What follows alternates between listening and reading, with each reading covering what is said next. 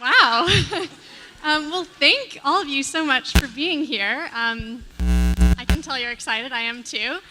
I had the pleasure of speaking with Chimamanda for the most recent issue of Time, which is on newsstands now, and I'm so excited for all of you to continue the conversation with us tonight. So just to start things going, why don't you tell us a little more about the background for this book and what your goal was? Well, first of all, thank you. Thank you so much for that lovely. Thank you. I'm still always slightly startled that people actually come when I do these things. So it's just always, and I hope I never lose my sense of wonder. So thank you.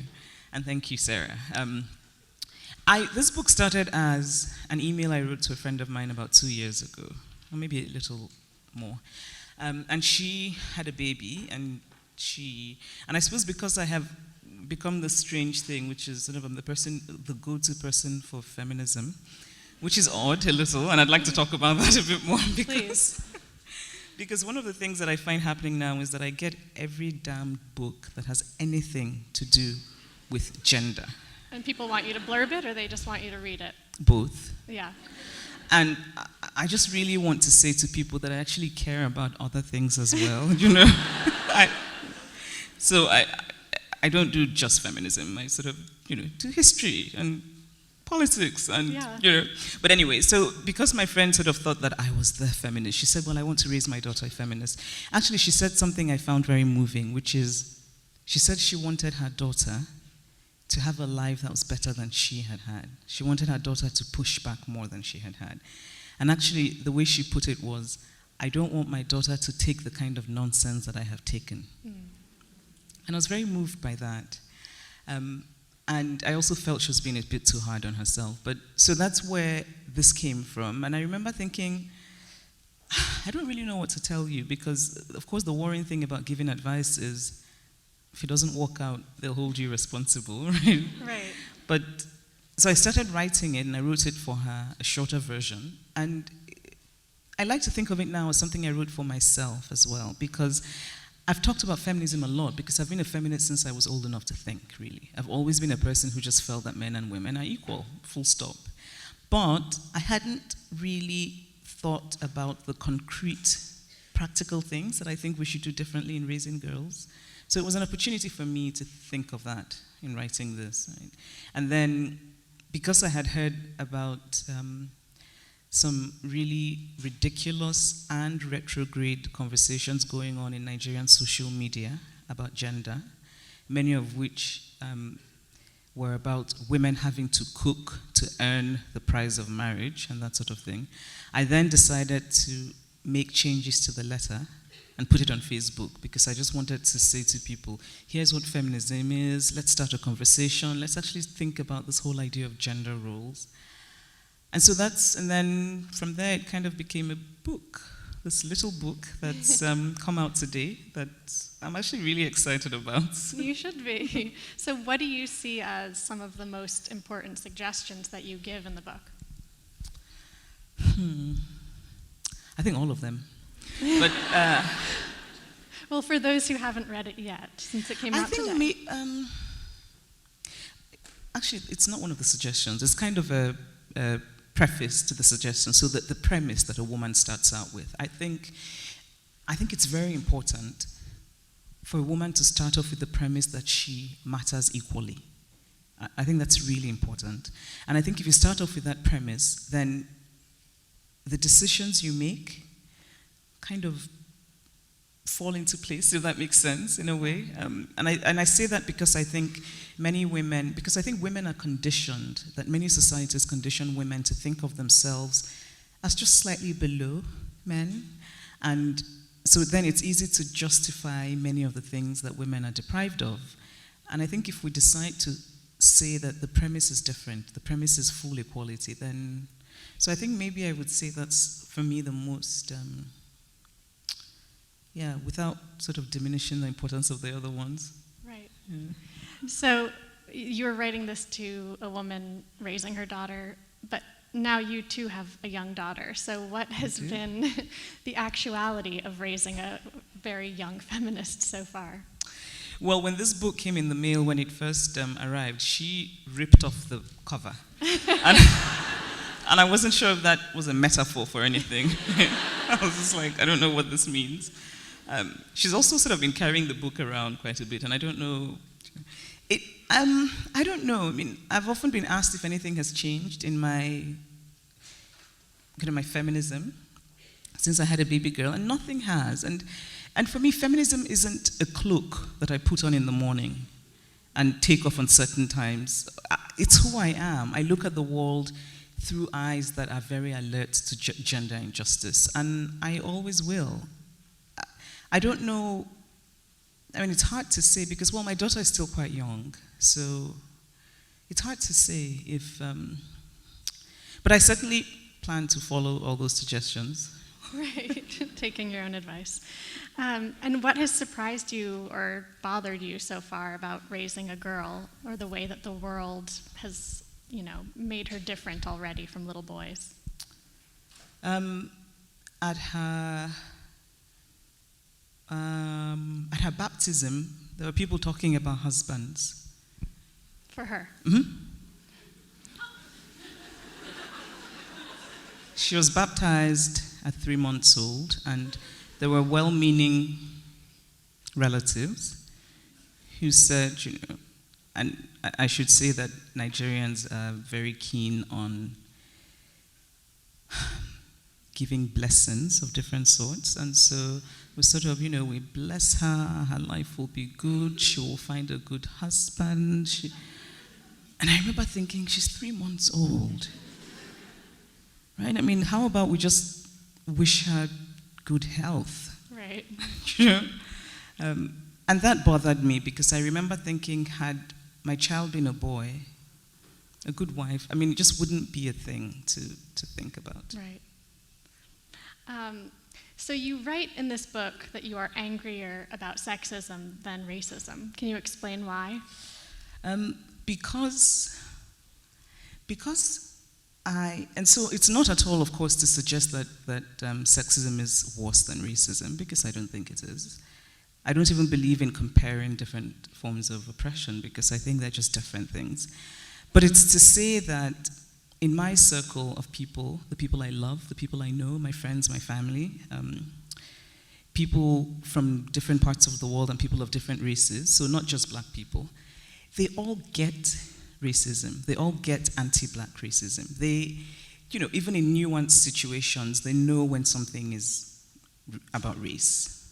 But it's not the same with gender. I find that that even with people I love, and people who know me well, people I know well, there's always the subtext of either you're overreacting a little, it's really not about gender, women really need to just calm down, you're being oversensitive. Or the worst for me is, but was it really because you're a woman? So people are sort of explaining your own experience to you. And I think it's something that happens sort of in the wider world when it comes to racism. I think, like in this country, I think this is a country that constantly tells black people that racist experiences they have experienced are in fact not racist. It happens all the time. But it doesn't happen in my circle of people because they get it. But when it comes to sexism, it happens quite a bit. And so I find that I'm lonely. I'm sometimes quite lonely in my rage about sexism. And that loneliness kind of, it informs my rage, Yeah. Well, since you mentioned people in this country saying things aren't racist when they are, of course I want to ask you about the BBC Newsnight interview you did that I'm sure a lot of people here saw.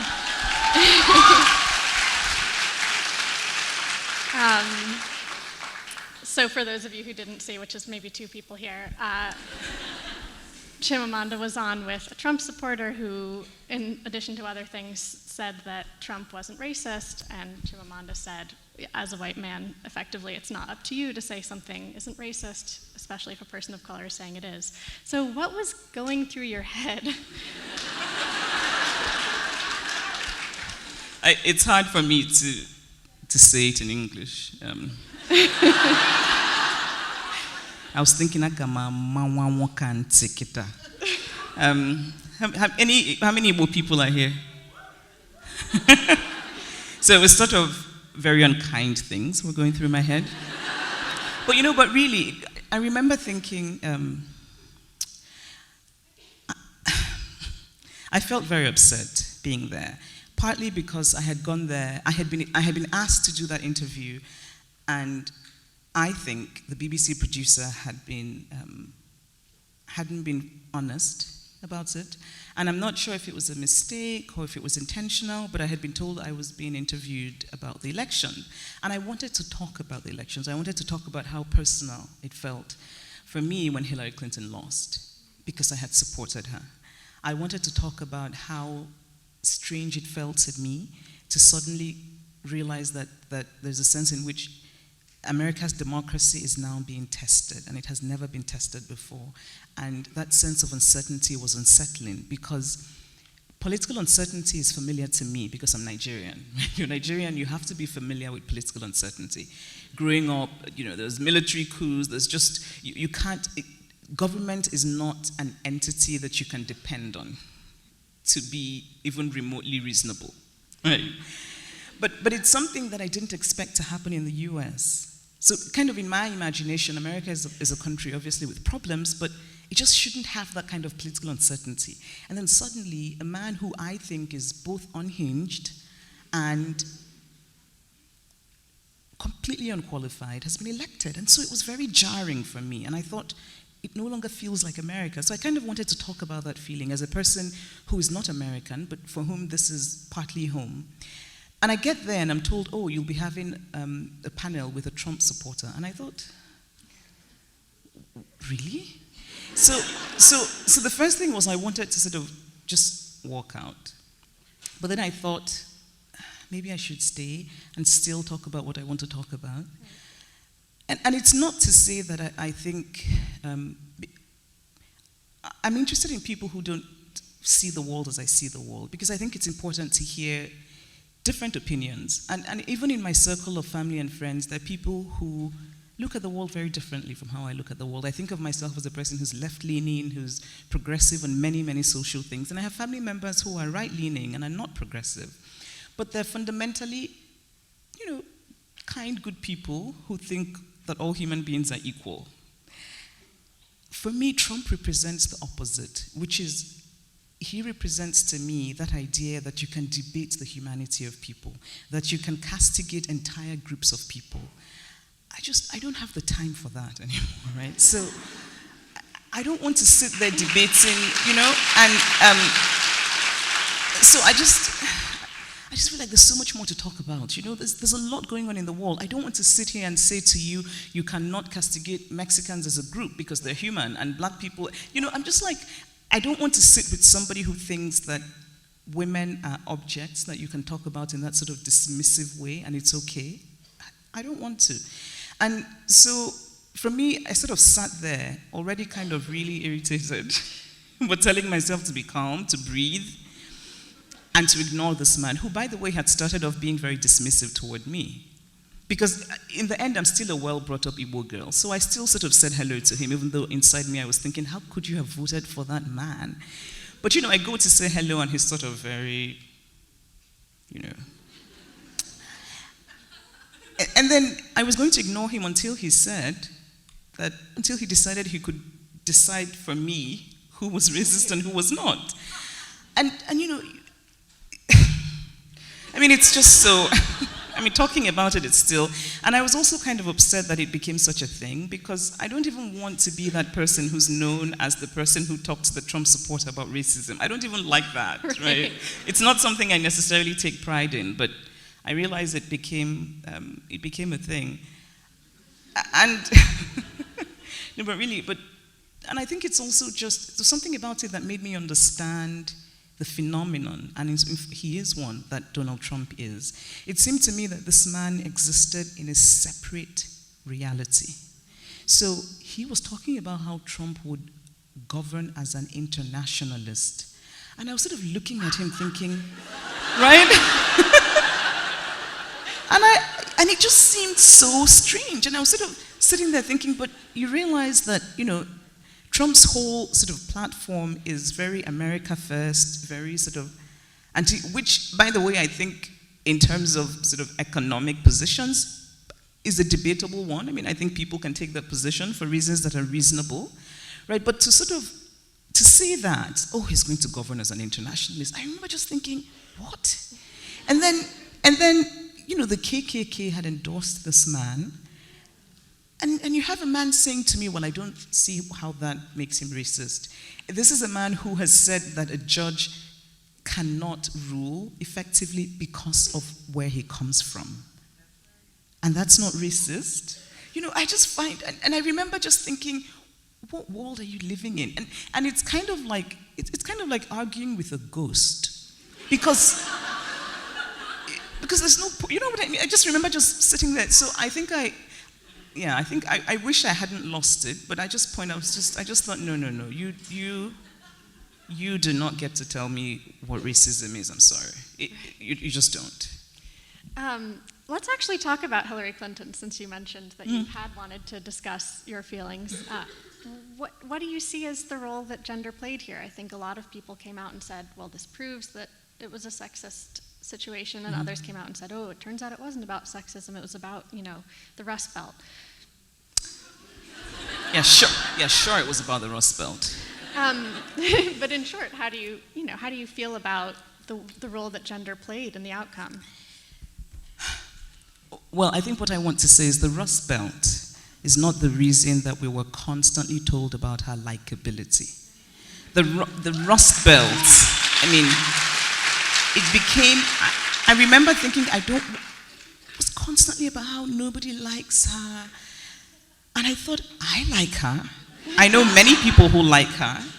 And it would be nice if the media would shut up about this likability. She's a woman who's qualified to run for office. And by the way, why are we not talking about likability about her opponent, who, in my opinion, we should really have been talking about likability when it came to him, right? And I think, I don't want to sort of dismiss what are valid economic concerns, right? But I think it's also dishonest to somehow suggest that misogyny did not play a role in the way Hillary Clinton was covered, in the way Hillary Clinton, in the way that I think that all political opponents create caricatures of the opponent. I think that's how politics works. You sort of, create a cartoon figure. I think in her case, it was so overblown, and I think gender was the reason. I think there was a lot of coded language. So the talk about, I don't trust her. Mm-hmm. What did that really mean? And because Hillary Clinton has been in the public eye for so long, she's easily vettable. We sort of know what she stands for and who she is. And so to suddenly wake up when she's seeking power, the highest power in the land, and talk about not trusting her, a woman who had done well, people might disagree, but she, in my opinion, did well as Secretary of State, a woman who had been senator, a woman who, by the way, when she was put in charge of healthcare reform under her husband's presidency, was pilloried because she was a first lady who did not know her place. That's fundamentally what it was about. And so I think that she's been dogged by a lot of sexism, a lot of misogyny, a lot throughout her public life. And now that she decided to seek the highest office, I feel like a lot of coded talk started to emerge. That whole idea of she suddenly kind of grew horns and became the devil.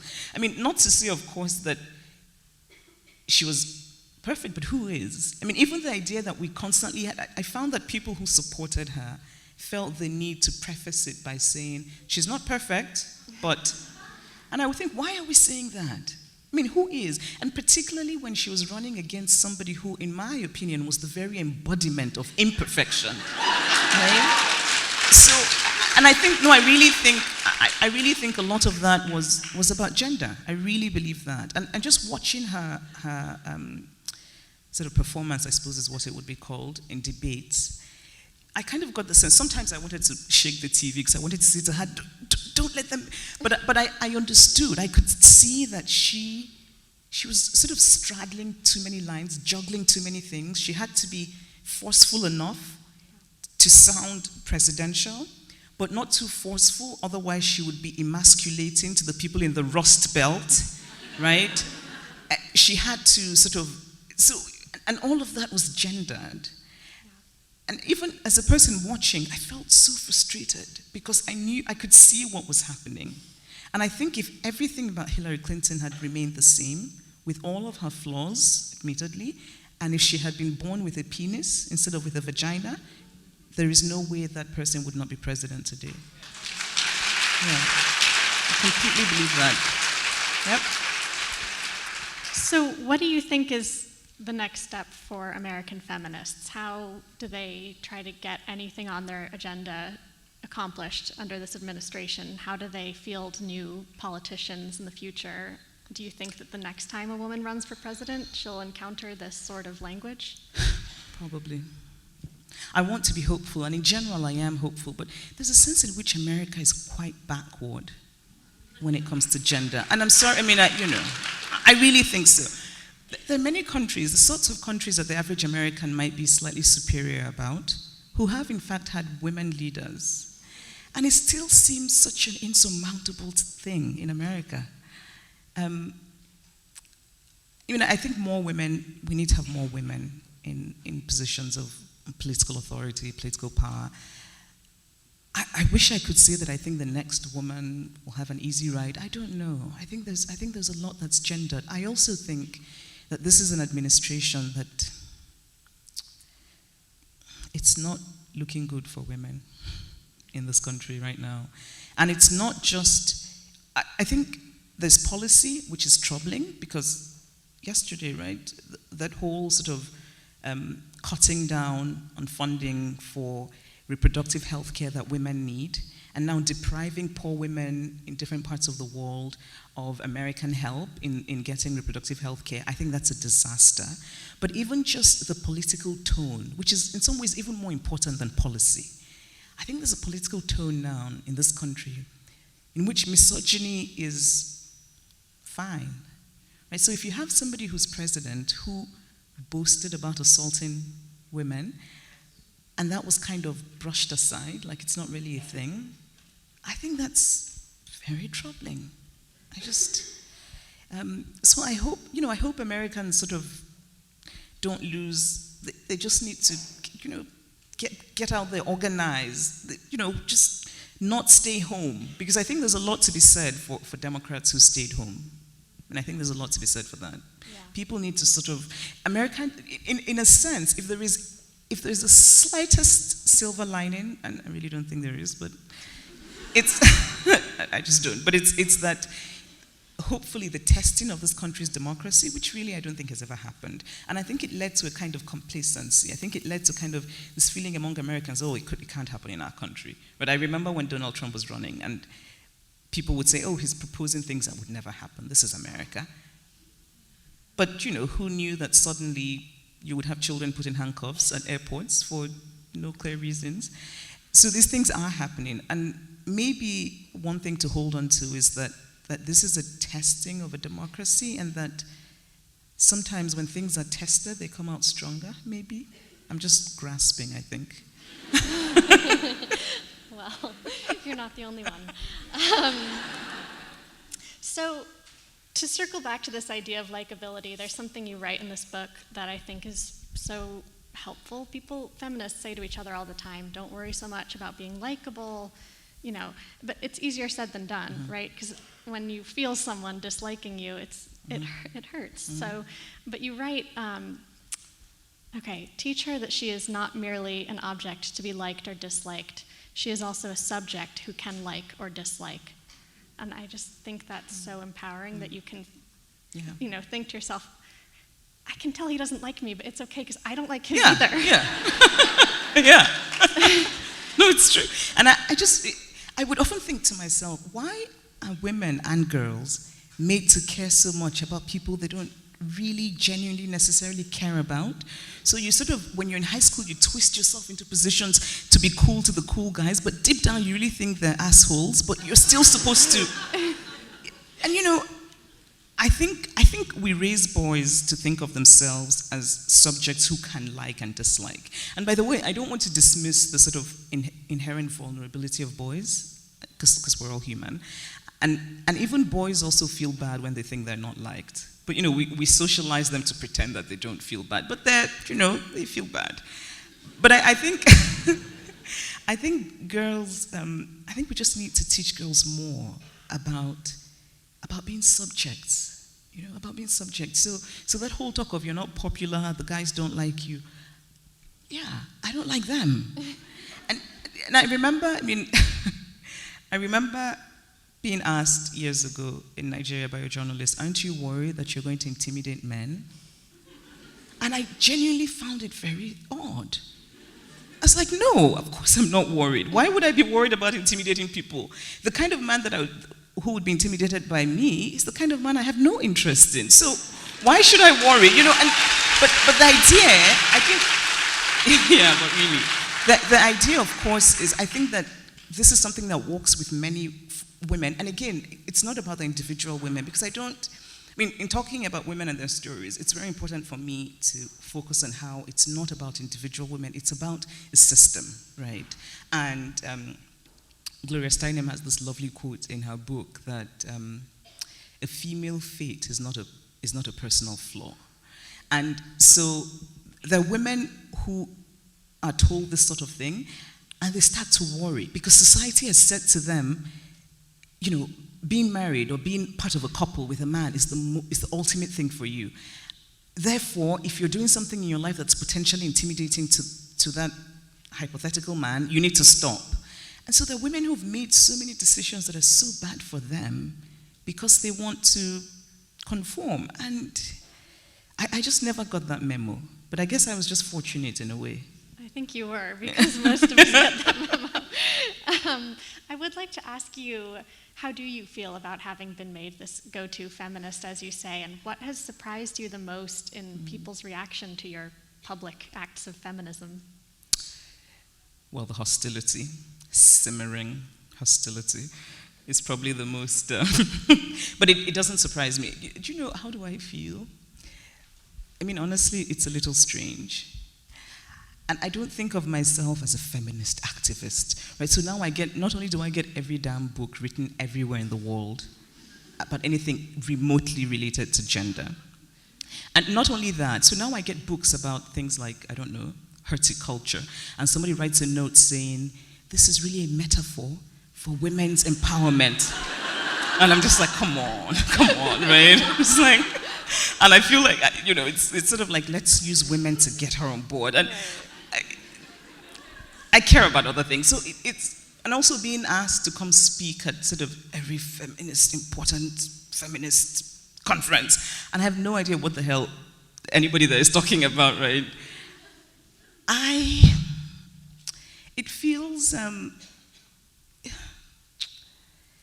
obviously it's something I have taken on, and because feminism is a subject about which I am very passionate, it's visceral for me. I just really want a more gender-just world.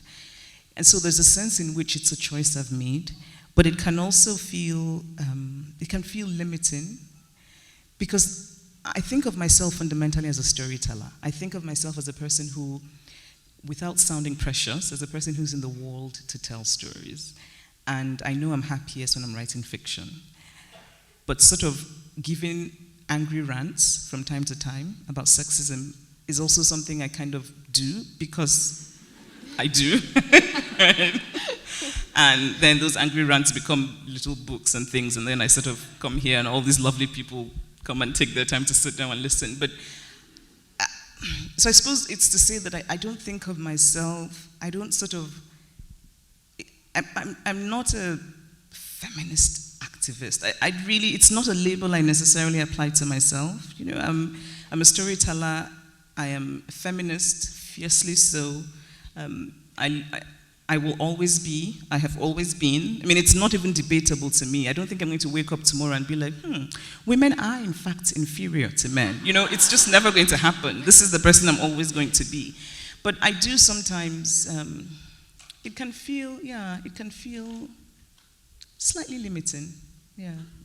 You told me a story about a man who came to one of your book events and said, I used to be a huge fan of yours. Can you tell that story? Yes. So talking about the second part of your question, yes. So this was an event in Lagos, and this young man stood up and he said, I used to love you, I used to follow you, read everything, agree with you. But since you started this feminism thing, I'm not sure about you anymore. And then he said, I want you to tell me what you're going to do to earn back the love of people like me. And I thought, really? But you know, I remember thinking that he was very brave. And there's a sense in which I admired that, because I think he represents many, many people. I think there is a kind of reflexive hostility about just even the word feminism. It brings out a kind of ugly hostility in people like you will not believe. And it also brings out something quite unreasonable. So people will just say things like, oh, you're a feminist, you want to destroy the family structure. And you just go like, how do you get from that to that, right? I mean, and people get very heated up. I remember after I gave the TED talk, We Should All Be Feminists, in London some years ago, and a couple came up to me, and it was the woman. She said to me, I'm very worried because my daughters like you.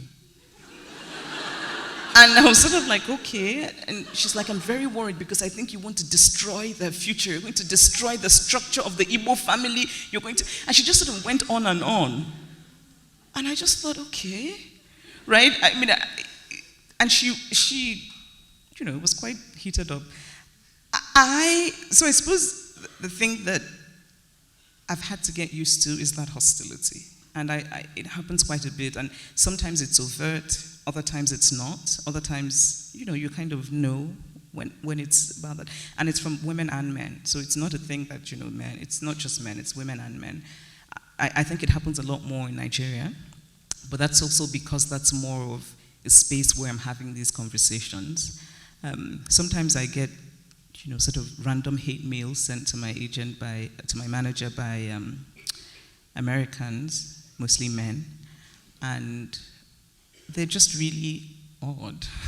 So just really unreasonably hostile. That they don't offend me, they make me laugh. Yeah. Right? But also they kind of make me sad, because I think, what part of justice do you not want to engage with, you know? Because that's what feminism is about. But yeah, so people like that young man in Lagos, there are quite a few of them, and I know that. I think there are people you will never reach. But I also think that there are people who are worth engaging with, because I think for progress to be made, it's important to try and reach out to people who may not necessarily agree.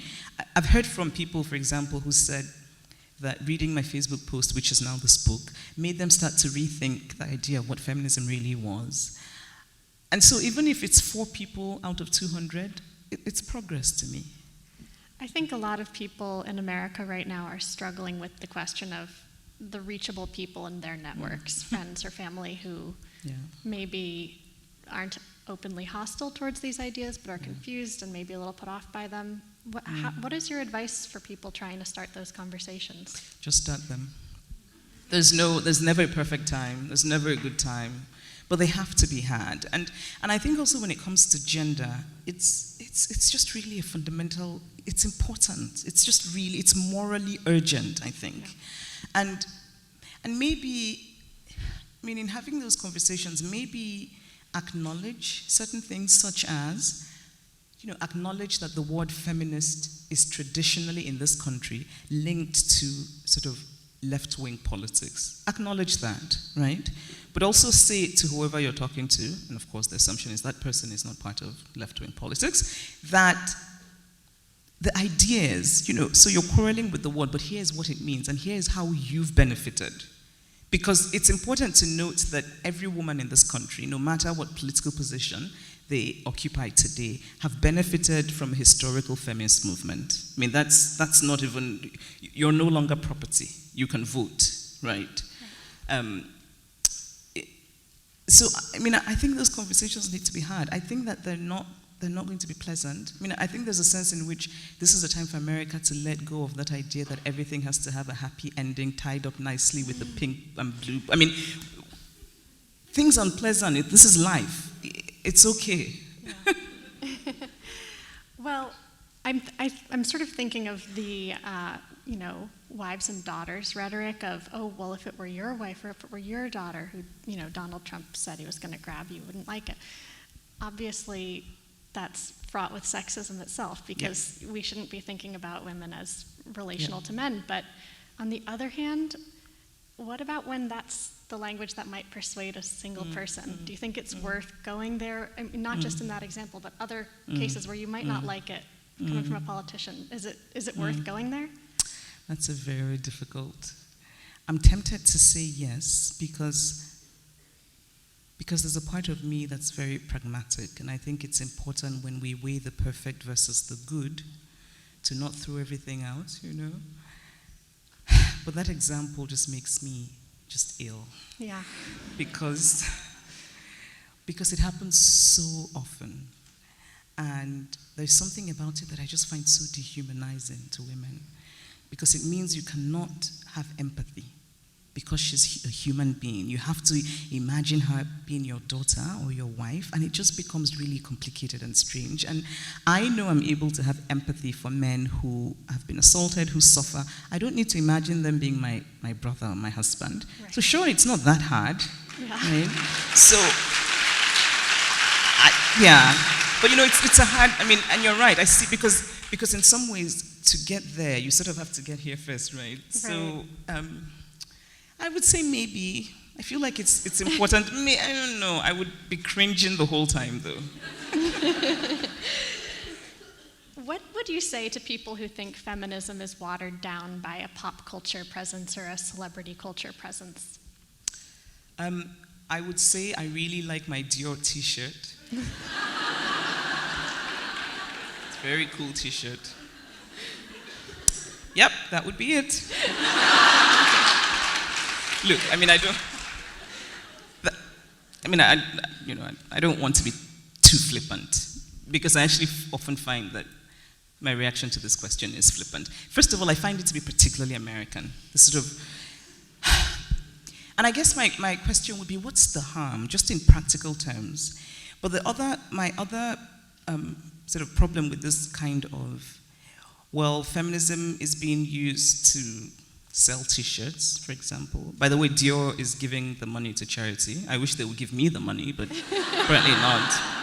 So I really want another house in Eastern Nigeria. But anyway, I just feel like, what's the harm? Just in practical terms, I think there's the idea that, and I think maybe it's, I think it's a fairly reasonable idea that you sort of do harm to an important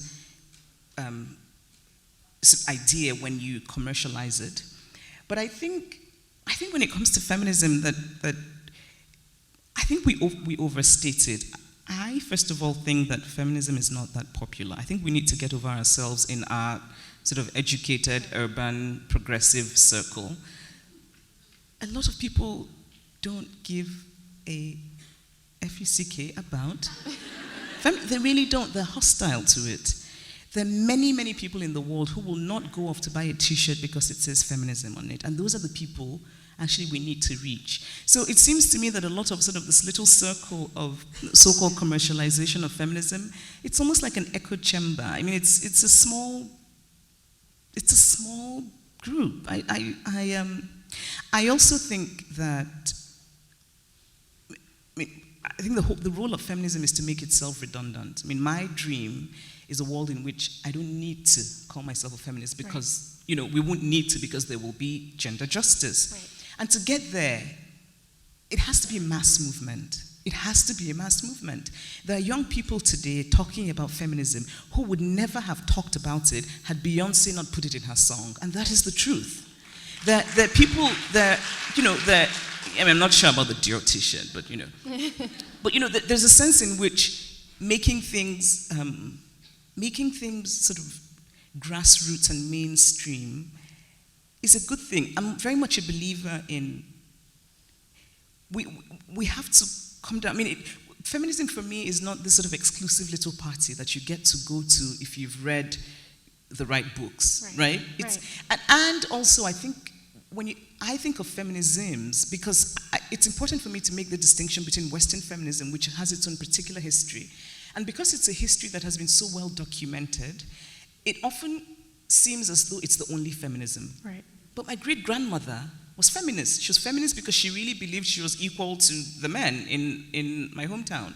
And she was also a capitalist, but sort of in the real meaning of capitalism, where people actually made things and sold them, not the American version where you wave a magic wand and money appears and you're not sure what the hell all those things, like hedge, those things, right? Like collateralized commodities that you don't even know what the hell they are. So I mean sort of the old-fashioned capitalism. She was because I come from an ethnic group, and I'm an Igbo woman, and Igbo people are traditionally capitalists. And it's a kind of sort of, just fair, honest capitalism.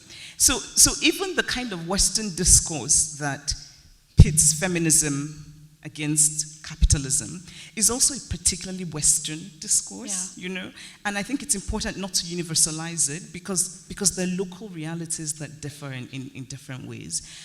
So I guess this is a rambling response to the question about, feminism and pop culture. Should we throw our hands in the air and say everything's come to an end? No. First we need to calm down, breathe, and we need to get over ourselves. Right. And you write in the book that you think feminists can be too jargony at times, for instance. What do you think how do you get over that, basically? By just not being. There's some things I remember saying to a friend of mine. I said to her, I don't even really understand what some of the things mean. And so she was sort of laughing, and she's like, how can you not? She's like, you're the go-to person. And I was like, I'm not. I don't even know what the hell. For a long time, I didn't know what CIS meant. I didn't. So I had somebody explain it to me. I think there's a tendency to be, and I say this very carefully because in some ways I think that there are moments when I'm guilty of it as well, to sort of occupy a kind of self-righteous place when it comes to the discourse about not just feminism, but it's also in some ways racism, where you kind of, because you belong to the oppressed group, you become self-righteous and somehow you place a halo over your own head. Yeah. And you then become, it can be a little tricky, I think would be the way to put it. And then it's easy to sort of have the in-group, you get to come to the party, you don't get to come to the party. I just worry that it's not very useful strategy when it comes to, because for me largely, my question is, what's the point of all this? Is the point to say we are the feminists, we're the good ones, and we get to go to the little party, or is the point to change the world? Right? What's the point? Yeah.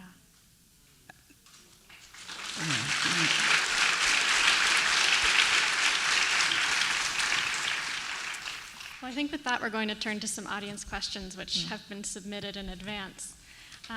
So first, from Rowana Abensetz, your career is one that many young writers, myself included, are inspired by and would like to emulate. Where does your drive and sense of purpose come from? Has finding success in your craft led to deeper feelings of personal fulfillment? So I didn't get the first one. That your career is one many young writers would like to emulate, and where do you find the drive, and how has finding success led to fulfillment? Or has it? I know I was going to say that, well, that's a big assumption. Finding success has led to fulfillment. I think that's a very debatable point. I'm not even sure I understand. So I guess I started out writing and sending things out, and they were rejected, and then finally somebody was kind enough to publish it, and then I guess there's an element of good fortune. And there's also, and I don't want to be coy and say, oh, I got lucky. There's also hard work and ambition. I wanted to be published, I wanted to be widely read, but I was also determined to work as hard as I needed to make it happen. And then there's the element of good luck. And I say that to mean that there are people out there who are very good writers who don't have the readership I have. And it's important for me to acknowledge that. And I think in their case, it's that just the good fortune bit didn't fall in the way that the universe just doesn't always make sense. And now that I feel fortunate to be widely read, and fulfillment, I don't know. I think it's still, I think it depends on the time of the month. Fair enough. The Olivia. state of my hormones determines my fulfillment. Yes. Olivia Barada asks, how can we talk to our children about what is going on in the current political environment? It seems that the world around me keeps rewarding the exact behaviors that I teach my sons not to adopt. I know, it's so sad. It's such a good question. I don't have the answer to it. It's just depressing. Yeah. Well, you told me that you got some, so as everyone knows, every 16-year-old in Sweden read We Should All Be Feminists, and you told me about some really nice letters you got from boys. Yes. Want to tell everyone what they said? Well, first, when the Swedish, when these kids got the books, I was kind of taken aback. Yeah. But, I thought it was lovely. But I remember thinking, oh, poor kids, they have to read that book. But then, then the books, and I got these letters back, and there were young boys who said they had thought of feminism as man-hating and negative, and this young boy who said, now I know I'm a feminist, I'm going to change my society. And another guy says, now I read your book, I'm now a feminist. My father says he's not, but I'm going to convince him to be. Aww. And then another guy, and it was just really lovely, and there were, it just made me so happy because, I just imagine these sort of still impressionable people. At 16 you still are, kind of taking this in. And hopefully what I hope will happen is that they will then always be alert. Because the thing about you have to be alert to, you have to be aware and your eyes have to be open. So it made me very happy and hopeful. And yeah. Deborah Nickel asks, I read Americana while living and working in Liberia, and I loved reading the flipped, to me, perspective of someone from Africa being introduced to the oddities of America. As you view differences in culture between our two continents, how do you view differences in feminism? You've touched on this a little today. But.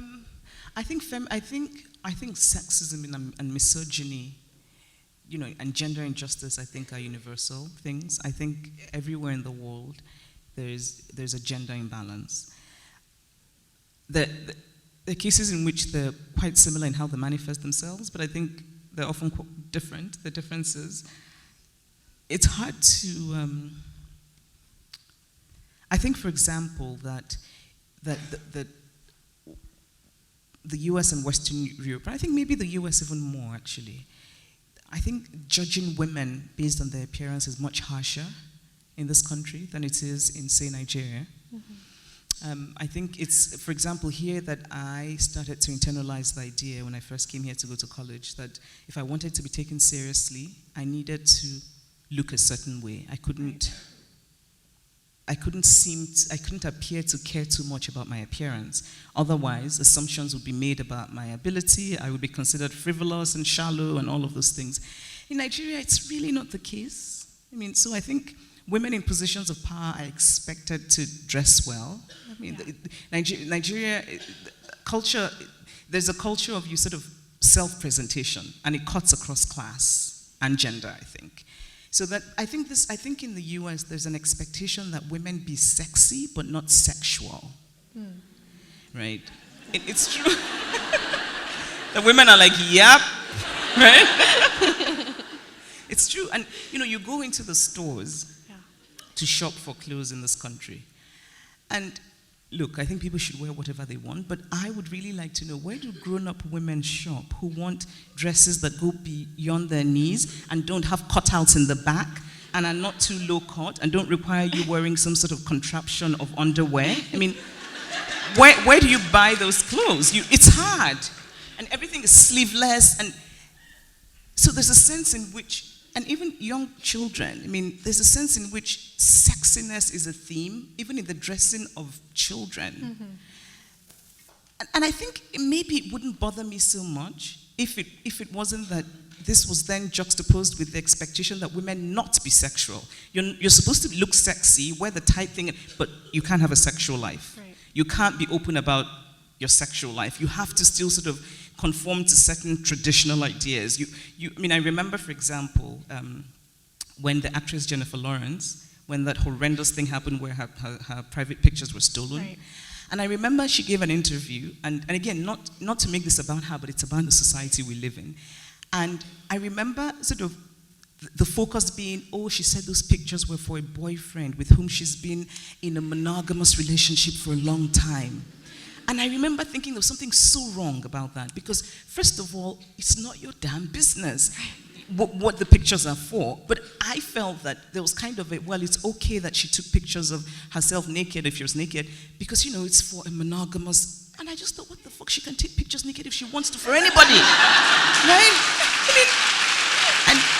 And it wouldn't happen, it wouldn't happen for a man. Wouldn't happen for a man. It just wouldn't even happen. So the sort of the culture of what they call slut shaming in this country, the kind of, so it's that whole be sexy, don't be sexual. In Nigeria, it's don't be sexy, don't be sexual. So it's kind of like, I don't know which is better, if any. Okay, one more audience question. Irina asks, I immigrated to the US as a teenager 7 years ago. I remember being struck by how different kinship and affiliation manifest here. It was difficult for me at the time to understand whether two people interacting liked each other, disliked each other, but were polite, or were good friends. I wonder if you experienced this when you first came to the States and how your experience has changed through the years. I love that question. Can I ask if the person who asked the question is here? I just want to do it. No, they were wave hello. Thank you. It's so interesting, and it's just made me think about when I first came to the US to go to college, and so you'd be in class with Americans, and in the class you would talk to them about things, I suppose, pertaining to the class, sometimes the weather, and then you would step outside class and walk past them in the hallway, and they would just walk past you and not say hello. And I used to find this completely puzzling. Because, I came from a place where you say hello. I mean, if you've said hello in class, you sort of say hello outside of class. And I just remember thinking, these Americans are so strange, right? And so I just love that question, because for me too, there was a kind of, and there was sort of, I think friendship is understood differently here than in Nigeria. I think there's, and not necessarily to say that one is, well, no, I don't want to lie. I was going to say that, well, both are fine, but that would be a lie. I think the Nigerian version is better. How is it different? I think there's a sense in which friendship, and I'm sure there are exceptions, so please don't write me angry emails about, I've been friends for 25 years, but there's a sense in which real friendship in Nigeria has so here's an example. It's less, I don't know, I don't want to use the word transactional because that would be unfair, but something close to there's often a kind of,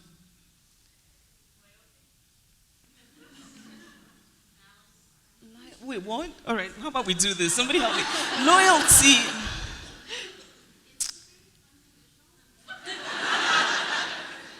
I also want to be careful about romanticizing sort of the idea of friendship in Nigeria, because right. But just to say that when I came here, my understanding of friendship in Nigeria was one in which it's not transactional. You don't sort of have to say, well, you didn't do this for me last week, so I'm not going to do this for you this week. There was kind of and I think it also, I mean, for me, college student, I was just startled at you go out to, have a meal, and at the end of it, you're like, well, you had the calamari, so you need to pay 50 cents more. Right? And I was so surprised by that, because I'd come from a culture where you sort of, so today, do you have money? Yes, I have money. All right, I'll pay for us. And next time, I have money. But there was something about the US where it's all really clinical, right? So 50 cents more, that's what you had, so you really need to put in the 50 cents. I guess it works. I mean, I suppose I could make a case for how it's the product of a certain kind of American globalized capitalism. I guess. Yeah. I don't know. But I love that question, because it's like, I don't know when they're friends, I don't know when they're not friends, I don't know when they're just being polite. I'm like, I feel as though I've lived off and on in this country for almost 20 years. Yeah. I still don't get many things. Yeah, there's still a lot that just I shake my head and I go like, America. I mean, that used to happen before with a kind of tenderness. Now it happens with horror. I think even some Americans feel that way. I would hope so. I mean, both ways. Do you have any parting thoughts before we say goodbye to everybody? Just to say thank you again for coming, and that yeah, we can change the world. Yep.